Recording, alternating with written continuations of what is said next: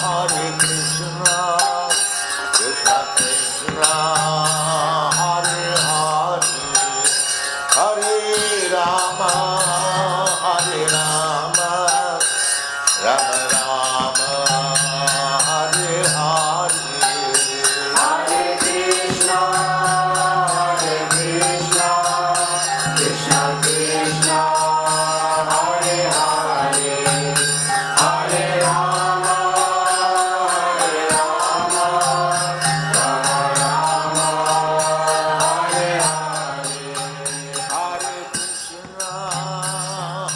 Krishna, Krishna Krishna, Hare Hare, Hare Rama, Rama Rama, Hare Hare. Hare Krishna, Krishna Krishna.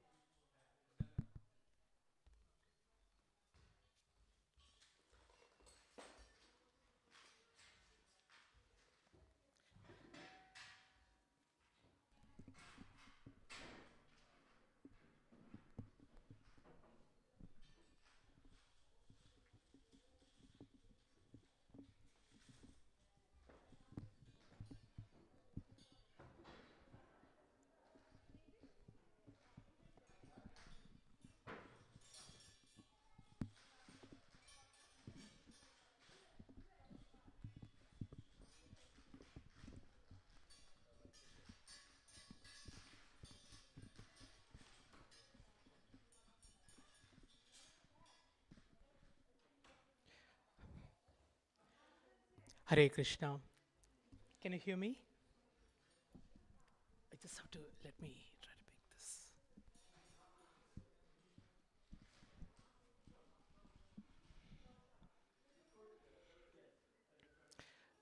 So, welcome to the evening Bhagavad Gita class. So, the manner we do this every day, and today we are going to be doing.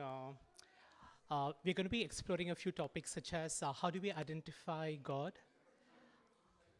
how do we really surrender to Him, and what is really the essence of the Bhagavad Gita. So, and we'll be using chapter 11, verse 55, which is the last verse.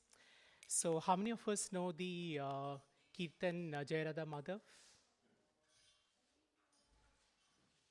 Does anybody know? So, you can accompany me or you can just listen to me. And as you do that, you can close your eyes. And as you close your eyes, bring in front of your memory the beautiful Krishna. You can see his beautiful face. You can see the blue cowherd boy wearing a yellow dhoti, beautiful lotus eyes, pink lips,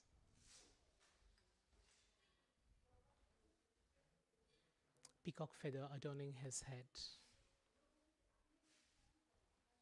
And in that mood, let's sing this kirtan.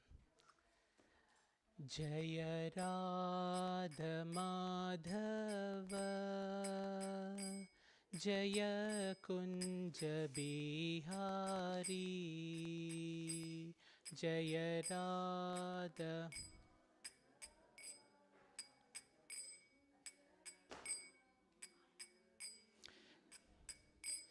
Jaya Radha Madhava Jaya Kunja Bihari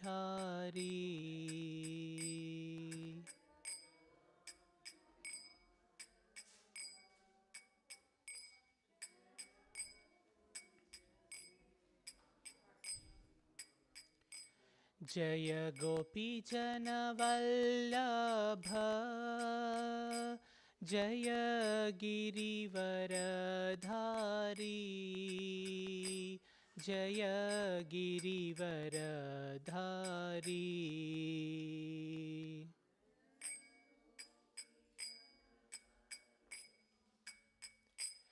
Jaya Girivaradhari Jaya Girivaradhari Jaya Gopi Jana Vallabha Jaya Girivaradhari Jaya Girivaradhari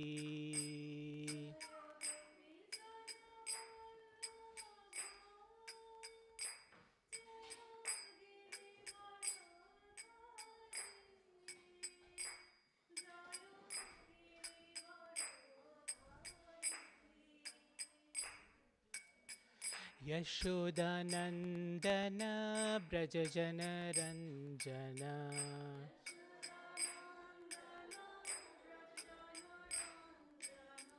Yashodanandana Brajajana Ranjana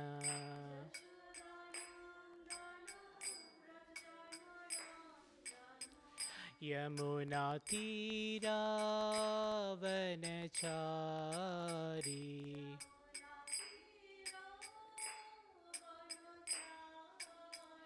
Jamuna Tira Vanachari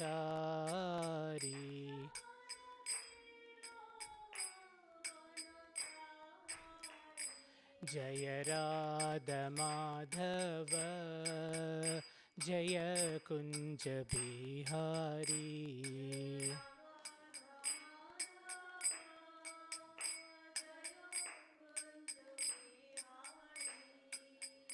Jaya Gopi Jana Vallabha Jaya Girivaradhari Jaya Girivaradhari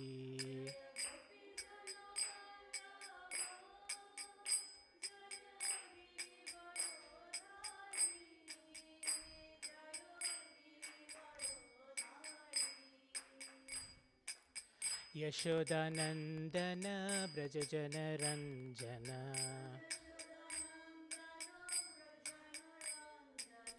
Yamuna Tira Vanachari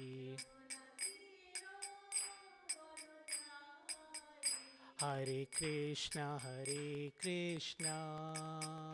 Krishna Krishna Hare Hare Hare Rama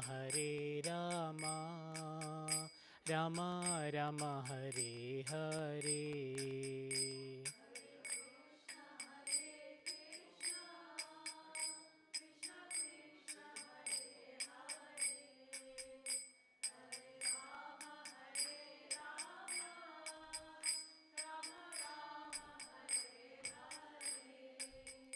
Hare Krishna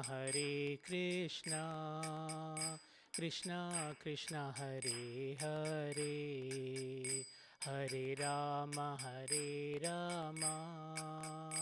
Rama Rama Hare Hare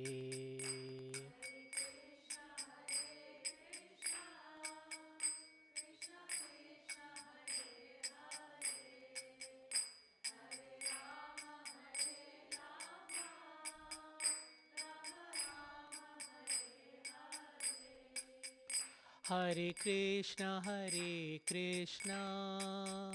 Krishna Krishna, Hare Hare, Hare Rama, Rama Rama, Hare Hare.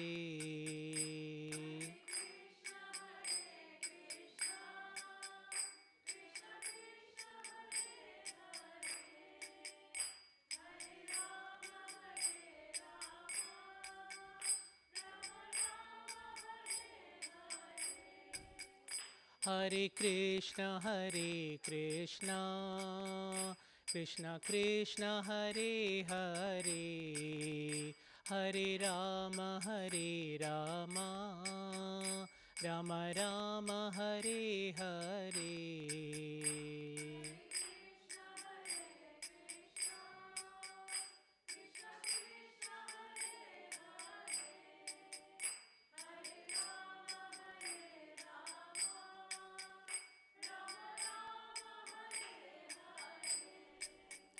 Hare Krishna,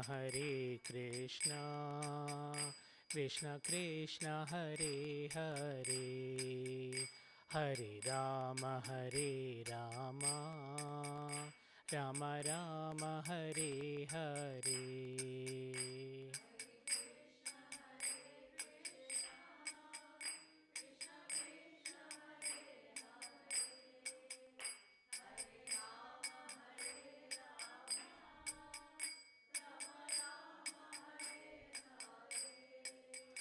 Jaya Radha Gokula Nanda, Radha Gokula Nanda, Shri Radhe.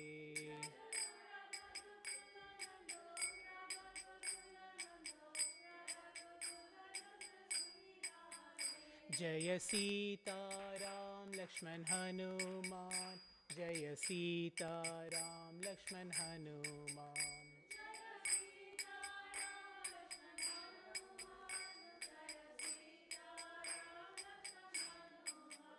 Prabhupada, Prabhupada, Jaya Jaya Prabhupada.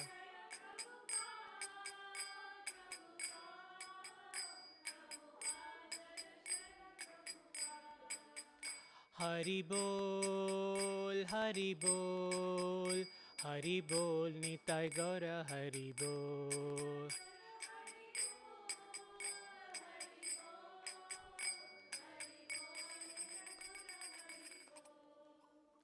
Radha Gokulanand Bhagwan ki, Sita Ram Lakshman Hanuman ji ki, Prabhupada ki, Hari Hari Bol. That was beautifully sung. Thank you so much for accompanying me. Today we're going to be talking about a very special verse. It's verse 55 and chapter 11. So do we know what's chapter 11? What is the title of chapter 11?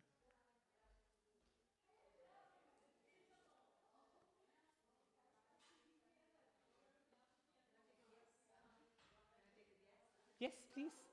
Yes, it is the universal form. Thank you so much, Mataji. It is the universal form. You don't have to be shy. You don't have to be worried. And even yes. So chapter 11 is the universal form. It also is called Vishwa Rupa Darshan. Vishwa is the world. Form is the form. Rupa is form, and Darshan is a very very special glimpse that Krishna gives to Arjuna, and it's the only time that he comes in his true manifestation of the universal form. So it's a very, very special moment in the Gita. So now you have to, it's good to just imagine we have the Pandavas on one side and we have the Kauravas on one side. And they say that there are about 640 million people, soldiers on both sides. And they are ready to start the war of the battle of the Kurukshetra. But as we know, what happens is that around the time when the Bhagavad Gita is just about to be at the start of the Bhagavad Gita, chapter 1, Arjuna feels that he can't. He has got a dilemma. He says, how can I really kill my relatives? How can I kill my teacher who has taught me all this? How can I kill my grandfather? how can I really kill my cousins? So he's going through this moment of self-doubt, and many of us, we do go through the self-doubt, isn't it? And what do we do when we go to self-doubt? What happens when we have a lot of self-doubt and when we don't know what's going to happen?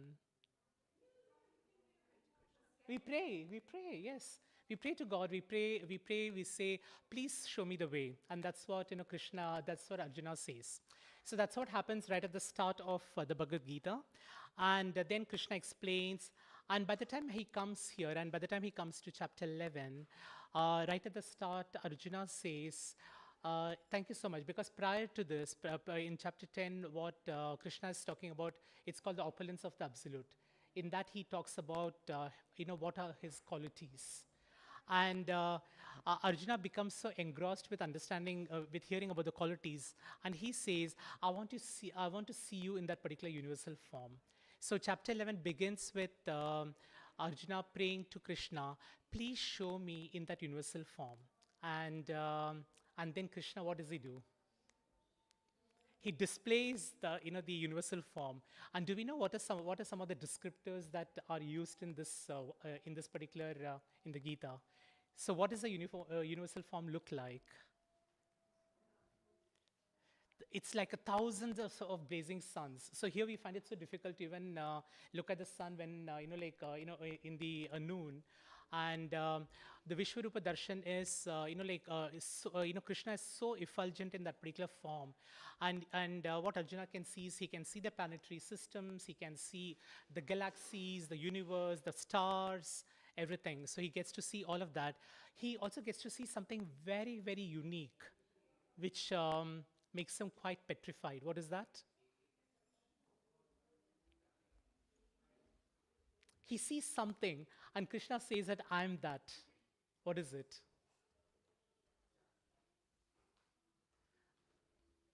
The past, the present, and the future. So he sees time. And Vishwarupa, so what Krishna says is that I'm time, and the universal form is time. And what is the purpose of time? Why has he descended? He's descended to destroy the worlds. So that's his motive, why he's come. And when Arjuna sees him in this particular form, he's so overwhelmed because he always thinks of Krishna as as his friend, as his cousin whom he was playing with. And this is like he's like just like a normal, I play. It's like you play with your with your playmate, and then you make friends. You do lots of mischievous things, and suddenly he sees him in this particular form, and he's completely overwhelmed. So Arjuna goes a lot into prayer, and then by the time you come towards the end of chapter 11, what he says is that thank you for showing me this universal form, but I would like to see you in your four-armed form. And then Krishna says, yes, I'll listen to you. And then from the universal form, he becomes a four-handed form. And then he becomes the two-handed form. And that's how you saw him right at the start. When you close your eyes, so you could see the, Krishna, the beautiful cowherd boy, blue complexioned, the monsoon clouds, a peacock feather adorning his head, and then playing the flute with a beautiful smile on his face, and lotus feet, and the cows coming, the gopas coming, the gopis coming. So it's really such a beautiful experience, and that's the spiritual planet that we all aspire to go. So that's where we are now, and what I would do is we are going to now read verse 55, and we'll read the Sanskrit, we'll read the word-by-word translation, we'll read a little bit of Prabhupada's purport, and we will have a discussion on that. So, and before that, we always have an invocation, so please do join me. Om Namo Bhagavate Vasudevaya. Om Namo Bhagavate Vasudevaya. Om Namo Bhagavate Vasudevaya.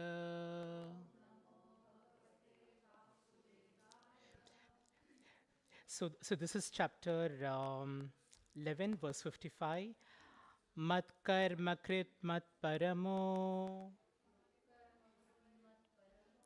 Madbhakta Sangavarjitaha Nirvaira Sarvabhuteshu Yassa Mam Eti Pandava Matkarmakrit matparamo Madbhakta Sangavarjitaha Nirvaira Sarvabhuteshu Yassa Mam Eti Pandava. So now I'll read the full one. Matkarma, okay, so, sorry. Matkarma krit matparamo madbhakta sangavarjitaha nirvaira sarva bhuteshu yassa mam eti pandava. So now we're going to read the word by word translation and then we'll read the translation. So please do join me in the word by word. Matkarma krit, engaged in doing my work. Matparamaha, considering me the supreme. Madbhaktaha, engage in my devotional service. Sangavarjitaha, freed from the contamination of fruitive activities and mental speculation. Nirvairaha, without an enemy. Sarvabhuteshu, among all living entities. Ya, one who. Saha, he. Mam, unto me. Eti, comes. Pandava, O son of Pandu. The translation: My dear Arjuna, he who engages in my pure devotional service, free from the contaminations of fruitive activities and mental speculation, he who works for me, who makes me the supreme goal of his life, and who is friendly to every living being, he certainly comes to me. I'll just repeat this one more time. My dear Arjuna, he who engages in my pure devotional service, free from the contaminations of fruitive activities and mental speculation, he who works for me, who makes me the supreme goal of his life, and who is friendly to every living being, he certainly comes to me. How beautiful this is. I'm just going to read a very short part of Prabhupada's purport and then we explore this a little further. So Prabhupada says, anyone who wants to approach the supreme of all personalities of Godhead on the Krishna Loka planet in the spiritual sky and be intimately connected with the Supreme Personality Krishna must take this formula as stated by the Supreme himself. Therefore, this verse is considered to be the essence of the Bhagavad Gita. So today is quite special for you to have come to the manor. It's always special to come to the manor, but you have come to the manor on a day when we are discussing what is really the essence of the Gita. So isn't it special? Isn't it auspicious? Now we're going to explore a little bit around chapter 11. So I'm going to ask you a few questions and then we'll have a discussion on that. So we keep hearing about God, we keep talking about God. So how do we identify who is God?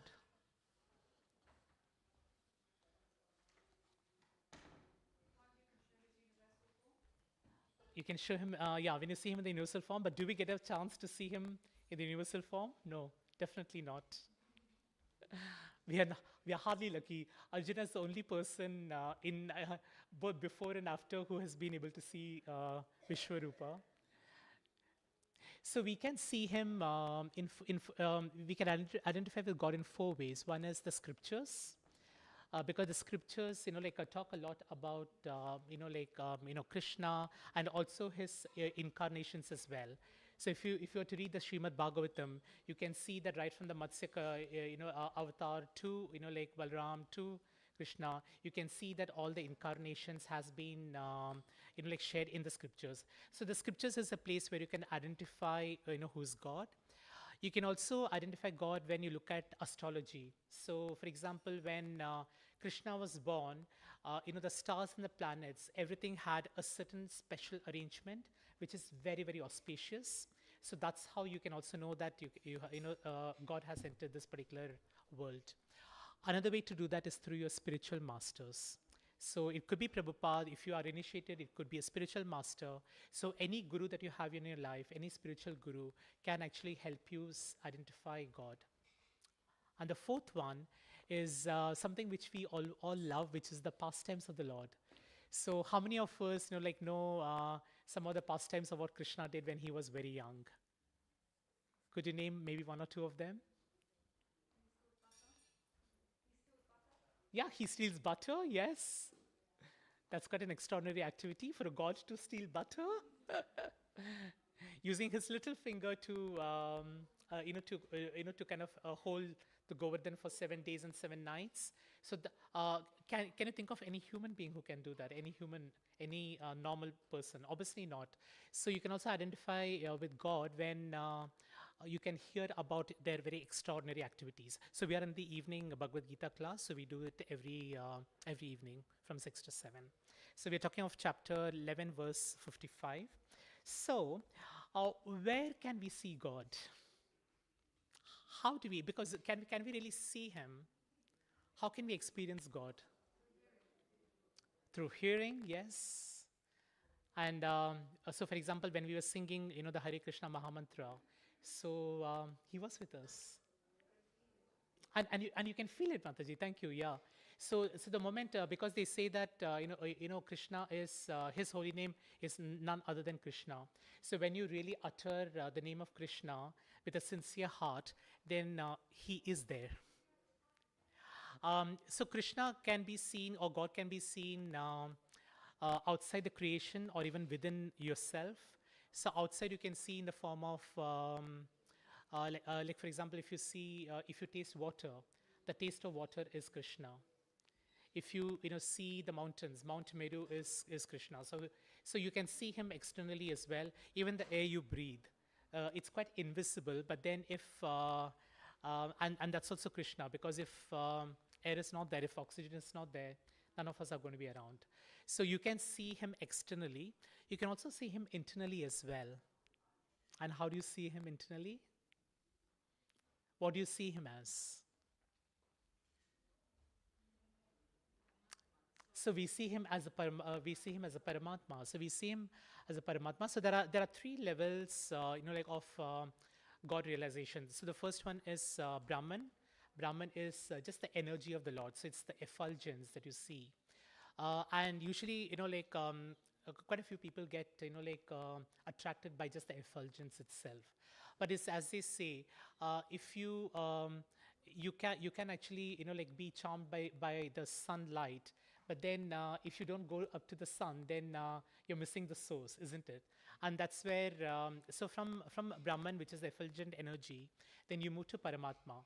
So Paramatma sits very close to our heart, and he sits along with us. So whenever we are for example wondering whether we have to make the right choice, and if you are maybe doing a unkind act, so or if you're about to commit an unkind act, then there is a voice that tells maybe you should not be doing that. That voice is Krishna. So he's kind of cautioning you about what you should be doing and what you should not be doing. But of course, he gives you the choice to do what you want. So and then so the Paramatma, so he's within every living entity. And then the third is Bhagavan, and Bhagavan is the universal, and that's where a manifestation of that is what you saw, which is the universal form. So these are the three, and Prabhupada gives this analogy, which is quite a good way for us to really understand. So let's think of all of us being on a platform, a railway platform. Have you all been on a railway platform before? Okay. And let's think that, okay, this is the time when you also have the steam engine, coming. So you are actually, hearing, you're hearing a train is approaching. So what do you? But you're not able to see the train. So what do you? What is your first experience that the train is coming? The sound. You can see the sound, and if it's night, you probably see the light, and if it's steam, then you probably are seeing the steam coming. So all those very physical aspects is what you see right at the start, and then as the train comes even closer, what do you get to see? The carriages, the compartments, and then but it's still at quite a distance, so you don't really know like what's inside. And then when the train comes like right into the platform, what do you see? People. People, yeah, the driver, the people, like those who are inside, so you get to see everyone who's there. So the way to understand these three levels of realization is Brahman is when you're seeing the train. You're not seeing the train, but you're actually seeing it through the sound and the light and the smoke. So that's how you're experiencing that something is coming. So that's Brahman. And when the train comes closer, you actually get to see the carriages, and that's where that's a Paramatma. So now you feel that okay, now there is the train has got a particular form, and that form is a Paramatma. And then when you see the passengers, then that's when you get to know really, okay, now I really understand the purpose. I understand why the train is, is being used. So and you need to see all of this, because if you want to have true realization, just seeing the sound and the light and the smoke is not really going to get you that, isn't it? So you really have to go deep into it, and that's how, the prayers come in. Now coming to the power of prayers. If there is something that's universal that really binds us, that's really the power of prayer. So why do we pray? I mean, we see monks. We see, brahmacharis, like going across. Sometimes, we see, brahmacharis, singing, kirtan on the streets. Sometimes you get to see the monks and, the nuns. They're also like wearing their hab, and you can see that they seem to belong to a world which is very different from the one that we occupy.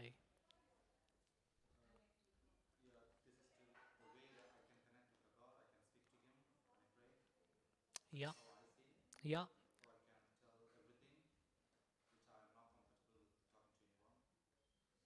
That's very good. It's having a conversation with God.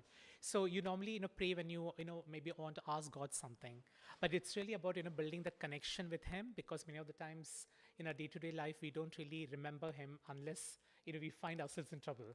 If we find ourselves in trouble, then the probability is that, oh God, please help me, please come to my help. But you'd have forgotten all. When you're having a good time, you probably don't even remember Him, right? Have you all experienced this?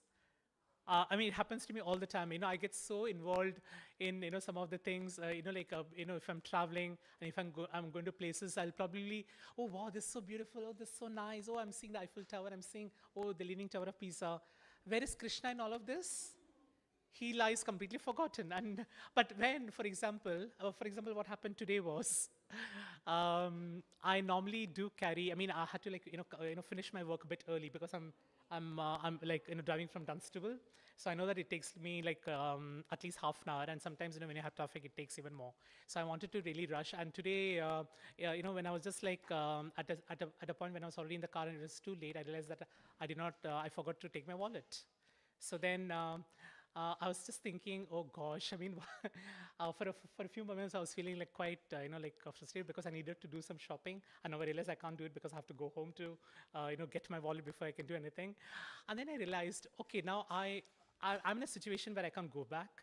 So I think, can I really just adapt myself? Can I just like surrender? So I'll tell Krishna, please, I'm surrendering to you. It doesn't matter. I hope I don't need to, make any payments, etc. I'll not buy anything in the first place.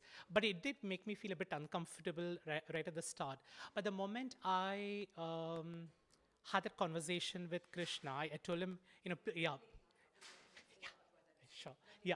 Yeah, and the moment I felt that, I felt so much more peace in my heart. And do you feel that when you have the conversation with God? Yeah. So that's all. So yeah, so that's one way. So when we do prayers, it actually makes us feel a lot more peaceful. It also makes us feel very connected to Krishna as well. When you see the monks and when you see people who seem to have like surrendered everything, What do you think? Do you think it's a easy thing to surrender, or it's hard? How easy it is for us to surrender, going to a restaurant to have a good meal? Can you give up that completely? Yes, no? It's not very easy. It's not very easy to surrender, and because one aspect of the soul is that a soul. I mean, and soul has an intrinsic nature to seek pleasure. So that's a very part of our nature. So we do seek pleasure. We do seek enjoyment. Now the question is, do we seek enjoyment to gratify our senses, or do we seek enjoyment to serve Krishna? And what should we really be doing? It's really the latter. It's quite difficult to come to that stage, but that's an important aspect of surrender. So when you're really surrendering, what you're doing is you're giving up a lot of your desires for what's happening in the material world, because there are so many frills in the material world. Oh, I want to watch a movie. I want to go to a restaurant. I want to go on this trip. I want to have this gulab jamun. I want to have this samosa. So you're going to really find yourself so attracted by, bewildered by all of this, and so all that you're trying to do is to just to gratify yourself, your senses, and but surrender is not that, because surrender means that I will do that. I mean, I will do what it needs to, for me to be healthy, but that's not really going to drive my, my desires. I'll really try to, serve Krishna as much as possible, to remember him as much as possible. So surrender, I mean, and that's what Krishna says here, because unless you surrender, it's very difficult for you to really realize me, and that's what he says in this particular verse. And a few other things to just keep in mind. What do you think of this particular world that we live in? So, do you think this world is a very happy place?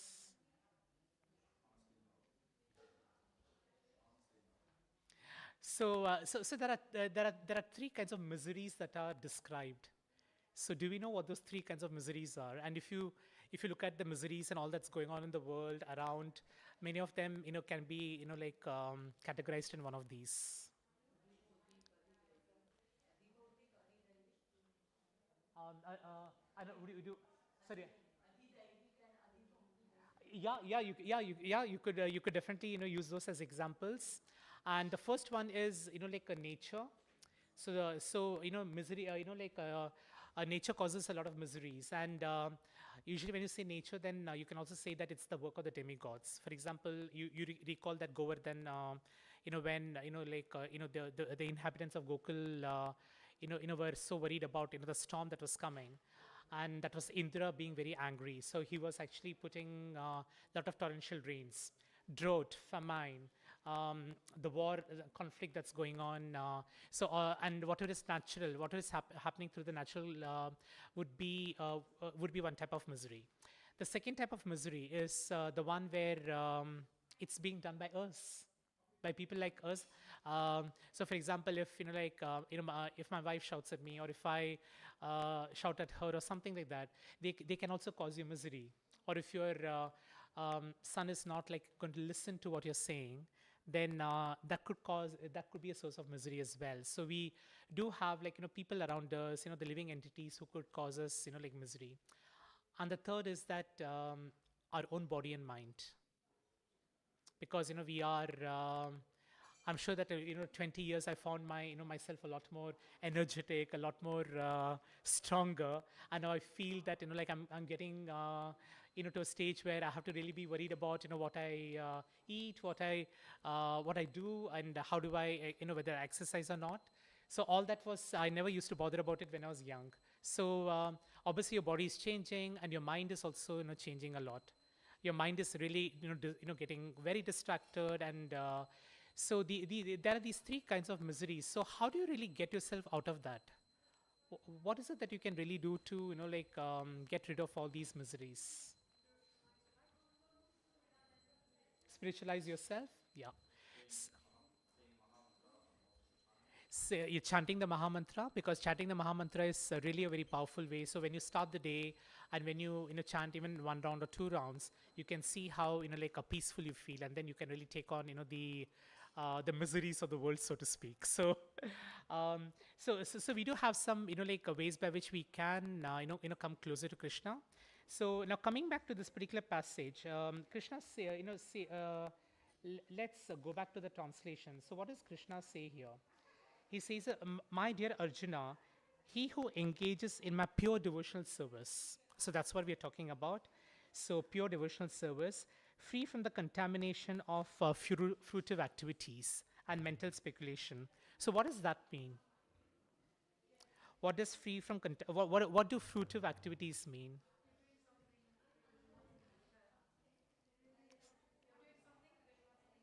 Yeah, yeah, fruitive activities. Yeah, so in today's world, like most of the times, when we are working, we are not working. I mean, unless you're working for on a voluntary basis, you typically are working, but then you get like a salary, benefits, maybe a position in mind. So you always you do something, but then you get something in return. So fruitive activities could be one of them. Another could be. You are taking care of like your children, for example, but is it always selfless?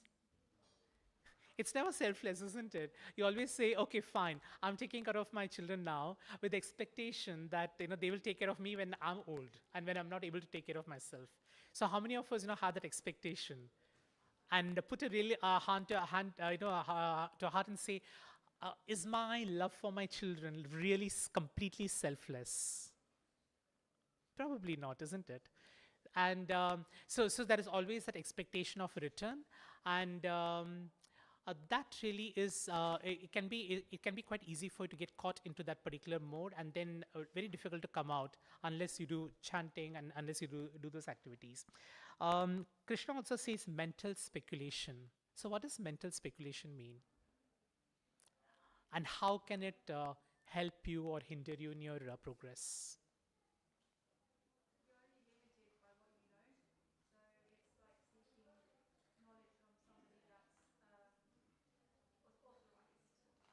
Yeah, yeah, yeah. So, for example, you're hearing something that the guru is saying, and your brain is going like your mind is saying, you know what? I don't think this is right. So, for example, when taking the example of this of the Govardhan hill, we're just talking about Krishna really like lifting a hill, a full mountain. You'll say, oh, but Krishna is an ordinary human being. He's just a boy. How can he really do it? So, so your mind is actually telling you and giving you all these speculations, and you're really doubting things that you're really hearing from the scriptures. So there are lots of things that your mind is really like concocting. It's putting some ideas in your head, and why does it happen all the time? Why does our mind feel? Why do we do all this mental speculation as a natural habit?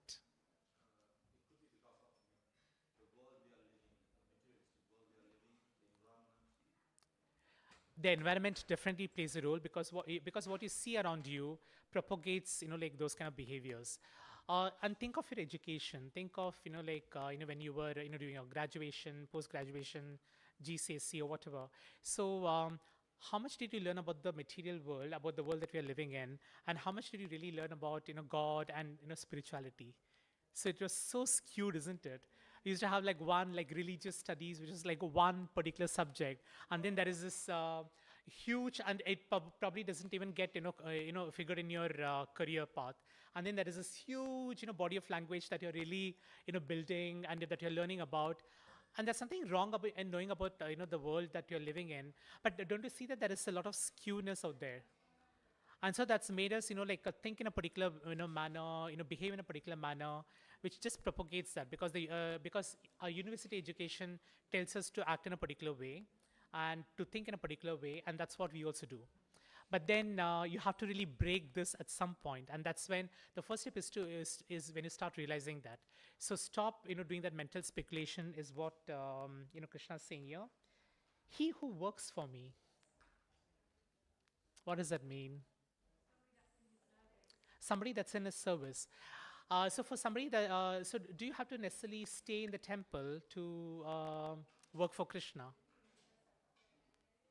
Not at all.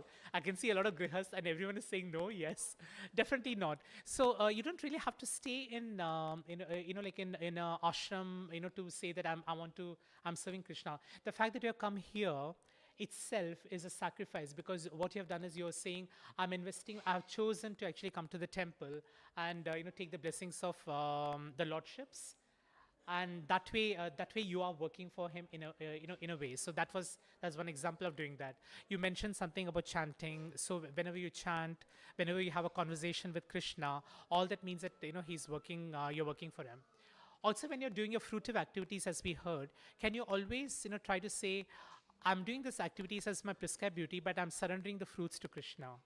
Isn't that a good way to do it? So, because then even the activities that you do also becomes more spiritualized, because you're bringing Krishna into the picture. At the moment you bring Krishna into the picture, everything is good. And who makes me the supreme goal of his life? So this is how do we really make Krishna as a supreme goal of our life, and not the promotion or to a VP, or to that big house that you want to go to, or that great relationships, or that power, wealth.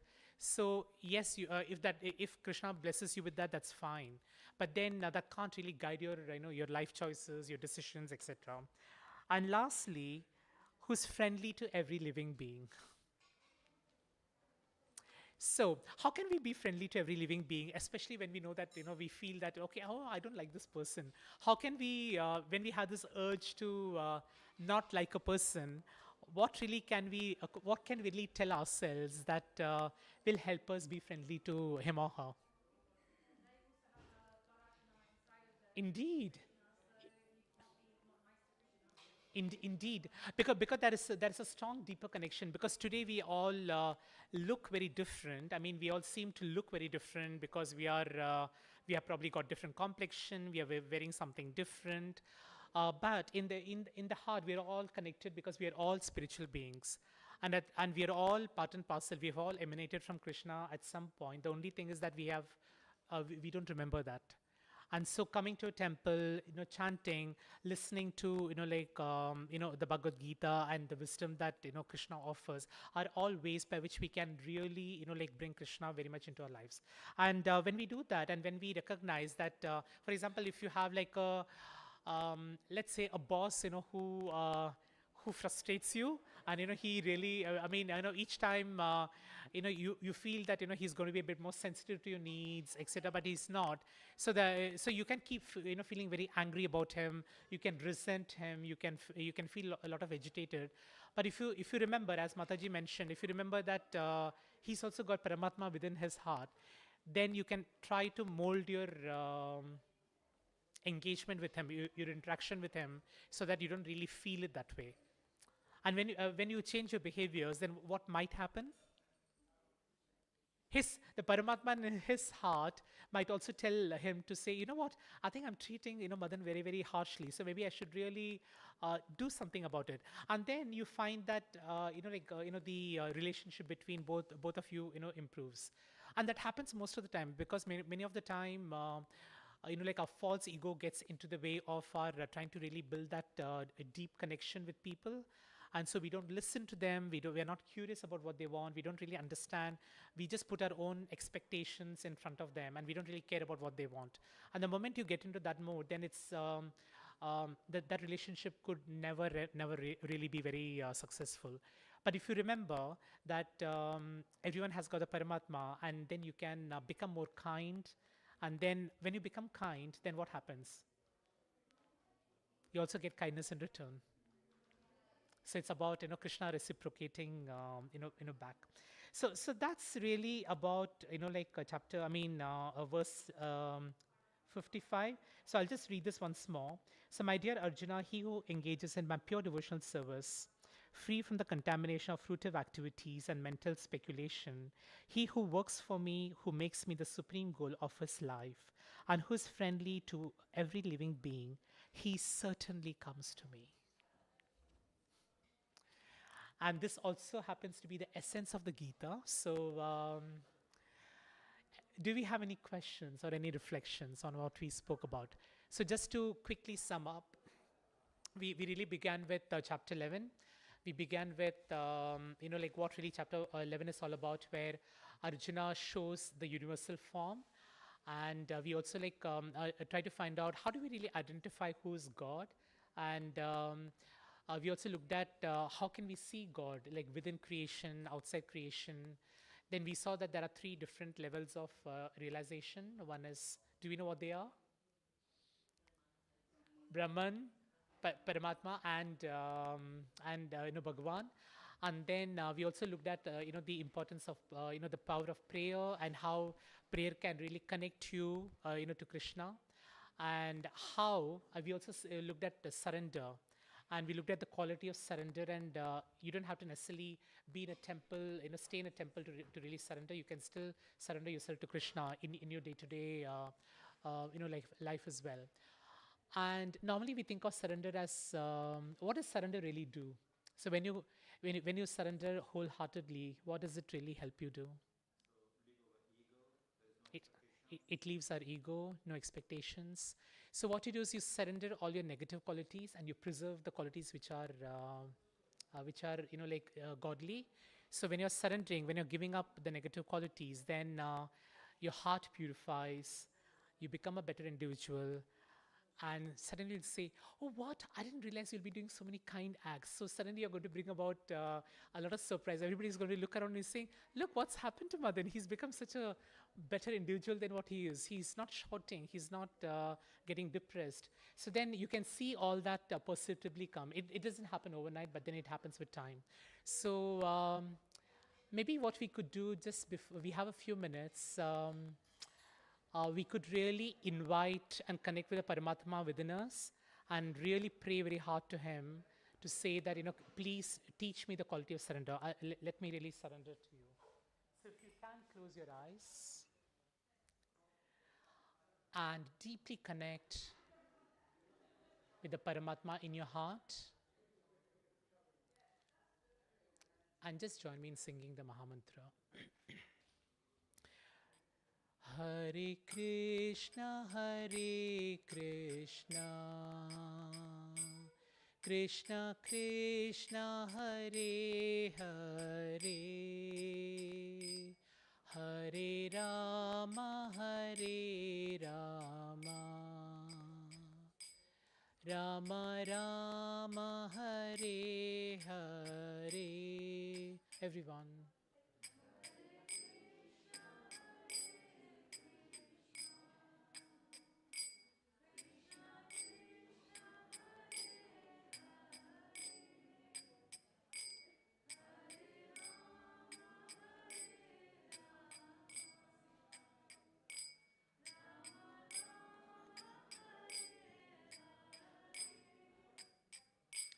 Hare Krishna, Krishna Krishna, Hare Hare, Hare Rama, Rama Rama, Hare Hare.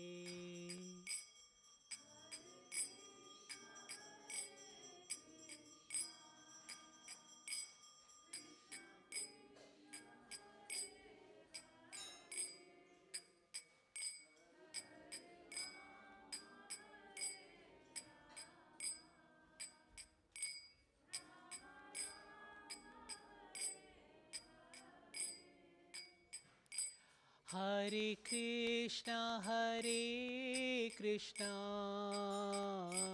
Krishna Krishna, Hare Hare, Hare Rama, Rama Rama, Hare Hare.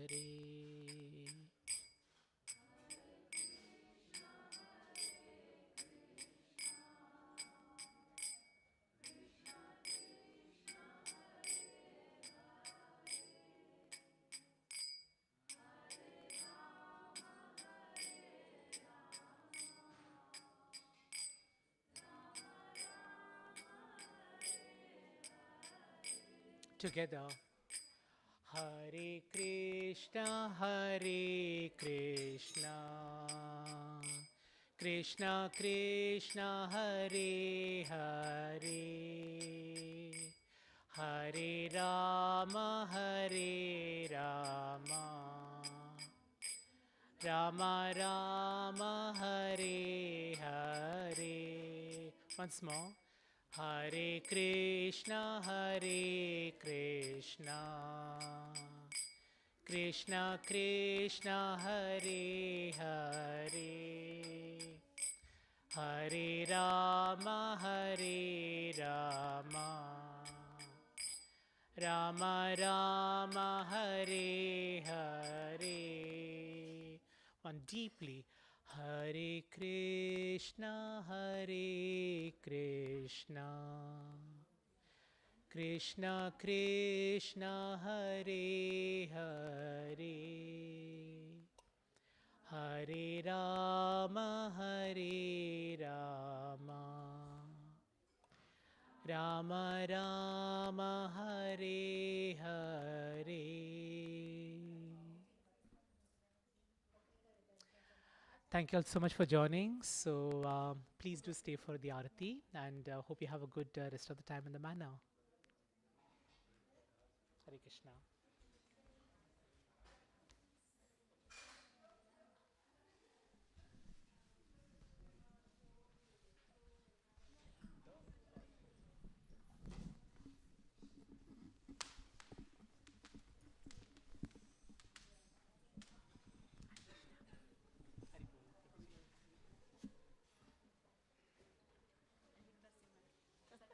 Sorry? Can I do it and you do nursing? You won't do.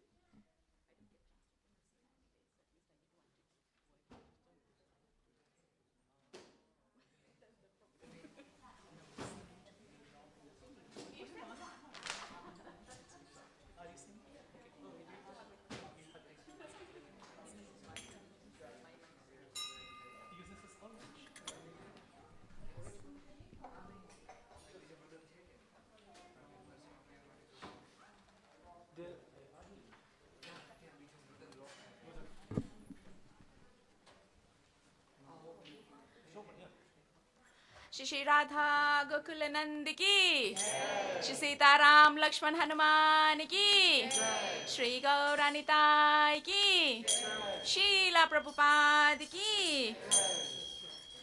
जय राधा गोकुल नंद, राधा गोकुल नंद, राधा गोकुल नंद श्री राधे।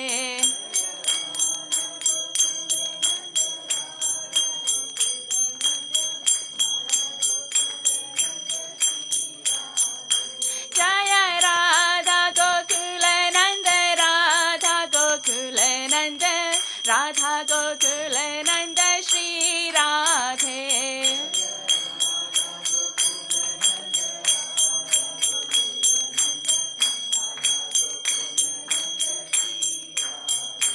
जय सीताराम लक्ष्मण हनुमान, जय सीताराम लक्ष्मण हनुमान।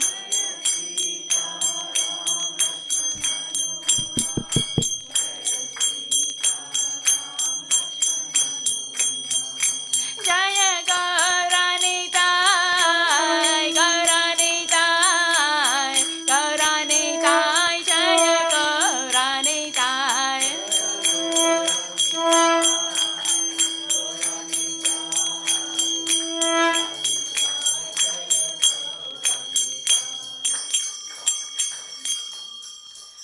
की बजाय जय गौरचंद्र, आरती का शोभा।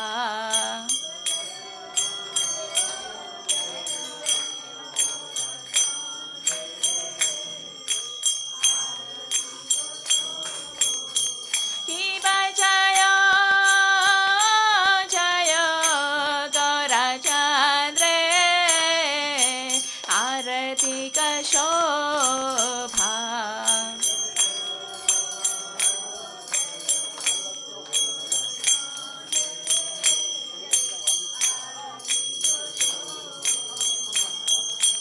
Janavi tatavane jagamanalobha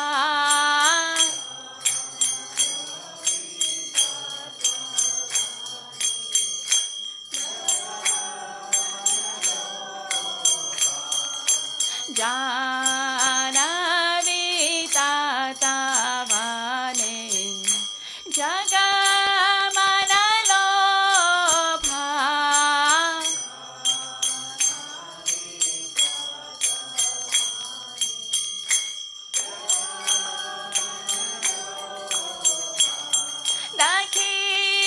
Dakhine tai chan hame gadadhara